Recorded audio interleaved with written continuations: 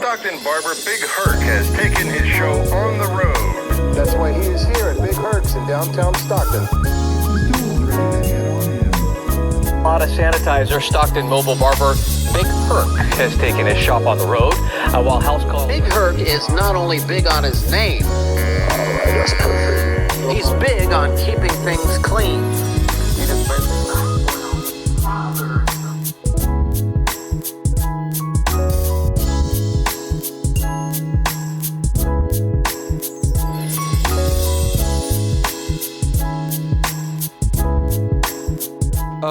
Coming to get them because they have no place to store them.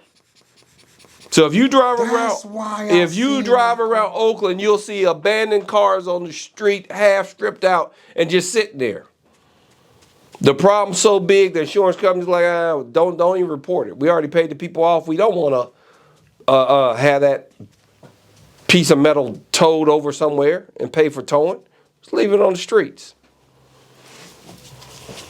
Man, just like around maybe, I guess, 10 or 15 years ago, they was running everybody out of Oakland, wasn't they? Mm-hmm. That was a mistake, huh? Because look at them now. Yeah, I don't know if they miscalculated. I mean, they had the urban renewal going on downtown, right? Mm-hmm. They was bringing the yuppies back to Oakland, right? All these condos in downtown and what's that? Jack London Square. Mm-hmm. But now people are fleeing Oakland. Wow. So is it more or less it's the drugs? Is it drugs or is it just no money down there? Or a combination? I think it's a combination. Mm-hmm. I think there's a lack of. Excuse me, sir. There's a lack of continuity with the police department and the city council and the mayor's office. What crimes are we going to make a priority? Because for a long time, Oakland just made drugs a priority, right? They wanted to clean up drugs. Mm-hmm. And now they got all these vandalism crimes, smashing windows and, taking stuff out your car crimes. Yeah, somebody was telling me about that today, that they just walking up and taking the stuff out of, that's what I was going to tell you earlier. They walking up and taking the stuff out of people's cars while they in them. While they in the car. While they in the car at the stoplight. Go up there. That's beautiful. Smash your window, take the stuff.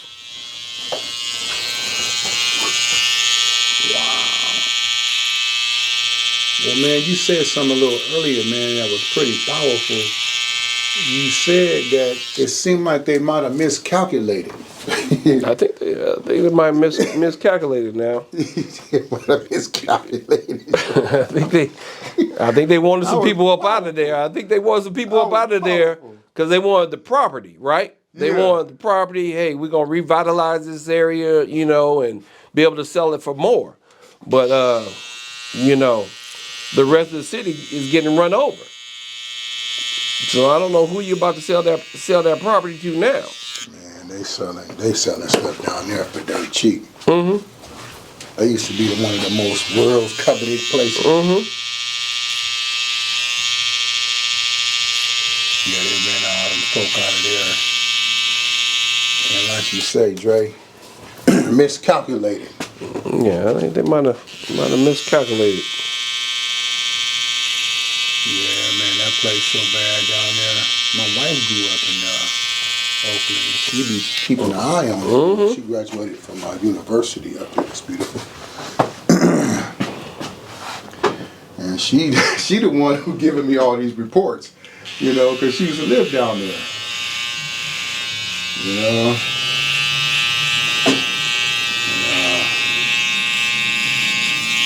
Yeah, man, that Oakland situation, man, it's just terrible. Yep. It's terrible. It is.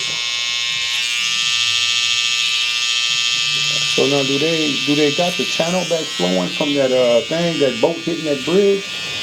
Is that back open? Not fully, but they got a. Did that affect your company, Dre? Nah, no, I felt no effects. That's on the East Coast. No, I felt no effects.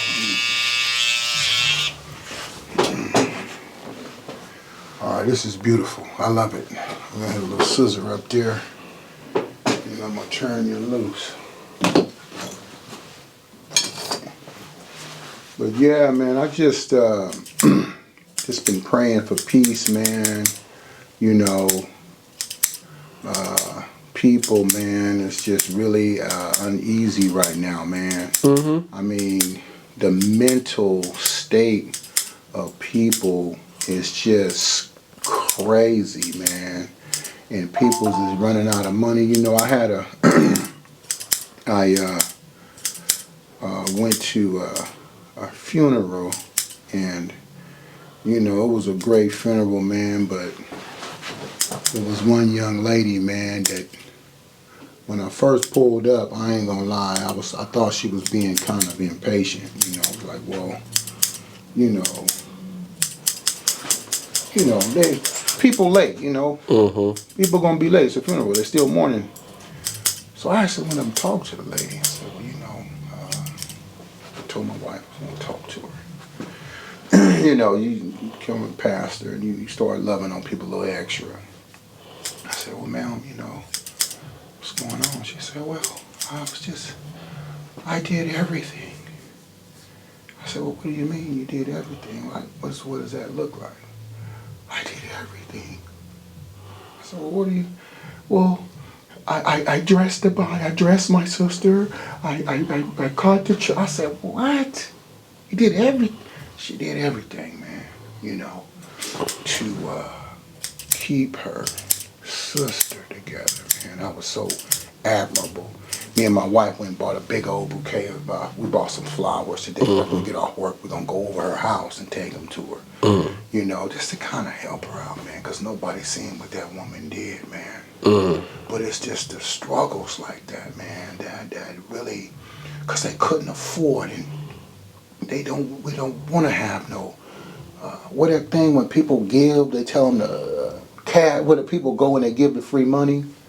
You know, they have when people die, they have that app that they use. Oh, where you go and you give money. Yeah. I forget the name of that thing. You know, it was just Fund Me. Yeah, GoFundMe. She just fought with every being man. When I was talking to her, I could just see the trembling in her, man. She wanted to just fall out right then, man. So I was like, wow, but it's just that type of stuff that bothers me, man, to see that, you know, what is being done to our country by all these drugs and people coming over here and peddling these drugs to our people, man. They ODing and dying. It's like it's a war against the American people, you know? I see people, man, they don't even speak to me. The people that's coming, I'm talking about the people that been legally coming here. I'm talking about the people that are legally coming here, because I don't want nobody to say, oh, he's racist, he don't like Mexican people. No, it's not that. It's the illegal people, and a lot of these drugs is coming, and my family and friends and people are dying. I'm tired of people buying me clippers to cut their family head. You know what I'm saying? And I mean, I guess as a barber, you see a different side of it because you talk to people more personally. But man, that's what bothers me, man. Is our people are not being taken care of, man, mentally, bro. They struggling, and no wonder it's not surprising. It's not right, but it's not surprising people are losing their minds and suiciding themselves and shooting up stuff, man, because as I said, man, I still think people are just getting over COVID, man. That was a major situation, but that's just what I'm talking about, Dre. That's what I mean by mental stability of the people. You know, I'm going over there and I'm talking to a young lady. The girl couldn't have been no more than 30-something years old, man. And I'm thinking she's being a jerk. And so I run up and talk to her, and she said, I did everything. And I'm like, well, what do you mean? You know, oh, I got the coughing. I picked out the house. I picked out the church. I did this. I dressed her. I'm like, and then you could just see it. I'm like, gosh, man, that's what I'm talking about when I say we need to be something done for us, man, because if she ain't careful, somebody, oh man. Well, in a capitalistic country, there is nobody to do that for you but your family. It's not the government, because this is not a socialistic system. Well, It's a capitalistic system. Well, what happened was this. She wasn't even afford to pay the insurance and stuff like that no more, man. And that's what I'm talking about right there, man. It's not able to afford. Correct. Correct. Capitalistic means you better have the money. You better have the money. So what as people, as entrepreneurs, as business people, can we do that you see that can to start to re-energize us as a people? What do Pay your fair share of taxes and enforce the government to then spend those taxes on taking care of the people. Give me a second. Knox gear 39G activated. Battery good. Connected. Love of my life. Hey, honey. Yes, love. I just need your opinion on something. Okay, shoot. Well, I'm getting ready to take a walk because the rain stopped. But my need your opinion is, if I put the oxtails in the pressure cooker, it'll take 45 minutes according to the thing. But if I cook it on my thing, it'll take 3 hours. Okay. Well. So I guess the question is how hungry are you? Okay. Well, here's the deal. If you do the oxtail inside the pot, be sure to put a cup of water inside of there where the water can actually touch the oxtails, and probably put a couple of teaspoons of some broth in it. Or just use your made broth, period. And use that juice out of there and then pour it inside the soup, and then you should be fine if you don't want to take the 6 hours. But you just don't want to pressure cook the oxtails with that little amount of water because there won't be no flavor in it. Well, I have it in the regular thing. They said it's going to take 3 hours. Okay, well that's cool. That's good. We're good. So I guess my question is how hungry are you? Well, 3 hours is fine. We should be fine. According to the recipe, it takes 3 hours. Okay, well, is it going right now? Yeah. That didn't sound like a good yeah. I mean, it's like I've gotten into the going part about 15 minutes ago. Okay, well, that's perfect. Yeah, it's just 4 something now. I got a few more clients, and so everything is good. Sounds great. Okay. Yes, love. All right, honey. Yes, baby. Okay. I love you. I love you. Yes, wife. Bye-bye. Bye.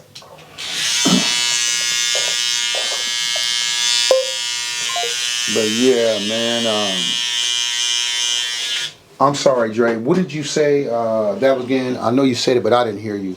You said, what do we do as a people to begin you said as business owners. As business owners, yeah. I said pay your fair share of taxes. Got you. If every business paid their fair share of taxes, and then we all enforced that the government then use that money to take care of those who are in need. And we lost sight of that as a country 40 years ago. Under Reaganomics, we lost sight of that. It was companies make more and more money and don't take care of the people. And now this is where we're at. Yeah, man. And if we don't turn that around, it's not going to turn around. Yeah, man, I was looking for a little bit more of an intermediate something that I could possibly do, man, because this is bad, man. The people is really, Well, tell me about it. I mean, take care of your family, right? If everybody took care of their family, then nobody would have to go to the government.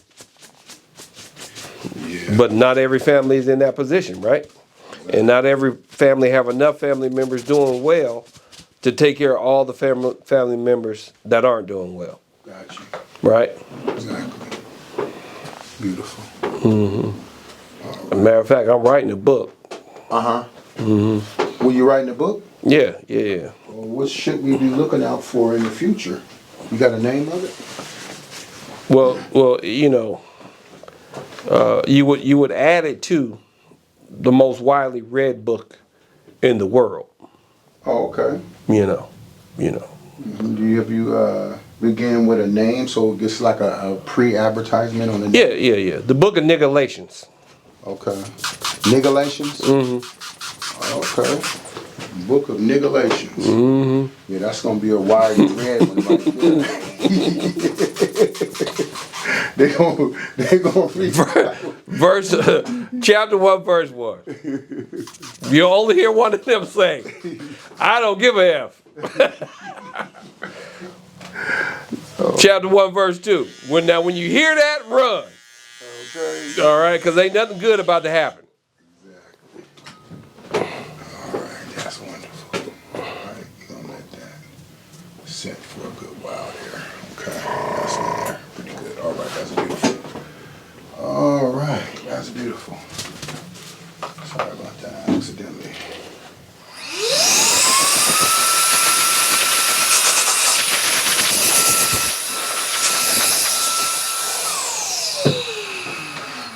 All right, Mr. Dre, I appreciate you, man, very much for your feedback, bro. I appreciate that, man.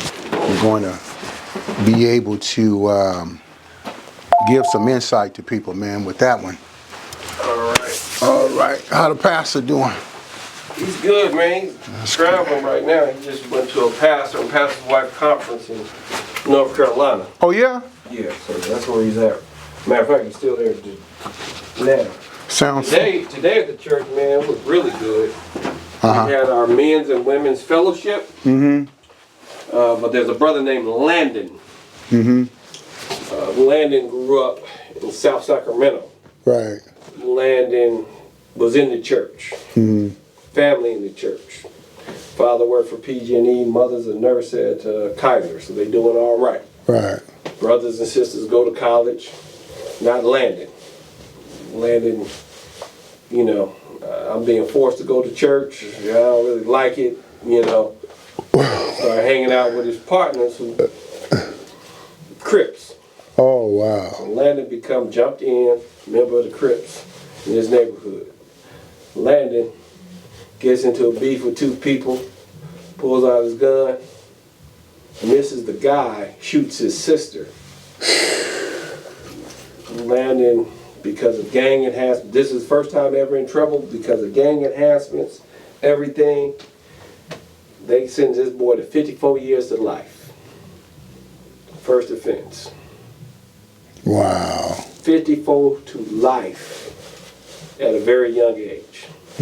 So did he kill it? Did he kill his sister? She died? No, she survived. And they still gave him that much They time? gave him 54 to life at like 21 years old. Landon walked out of jail, out of California prison. Or put it like this. So then in 2012, turns his life over to Christ. Went back to how he was raised. Turned his life over for Christ. Leading the choir, leading all the church ministries, chaplain ministries, all that. Right. 12 years later, they let that boy go. That was a blessing. He just got out. So he came to the church with his mama, who prayed for him every day while he was locked up. She thought he'd never get out, 54 to life. He got a brief sentence. They went back, wardens wrote letters on his behalf. They went back and looked at everything and said, no, he really did change. He really did own up to what he did and knew it was wrong and has turned his back on that life and is leading a whole different life. Yeah, that boy free. That boy free. So he do the choir now? He do the choir, you say he leads? No, while he was incarcerated. Right. He changed while he was incarcerated. He was gangbanging and everything while he was when he first went to jail, going to the hole, spending 9 months in the hole because he done stabbed somebody up, he done fought all that because he was so much a Crip. Right. But in that hole, he started reading his word. Met Jesus in the hole. He already knew Jesus. See, he knew Jesus as a little boy. And that brings us to the end of another enlightening episode of Barbershop Diaries here on Driven Faith Ministries. We hope that today's conversation has inspired you, provoked thought, and perhaps even challenged some of your perspectives. Remember, the world is full of stories waiting to be told and lessons waiting to be learned. So, Let's continue to seek, share, and grow together. Until next time, stay driven in your faith, keep the conversations going, and may your journey be blessed. Goodbye and God bless.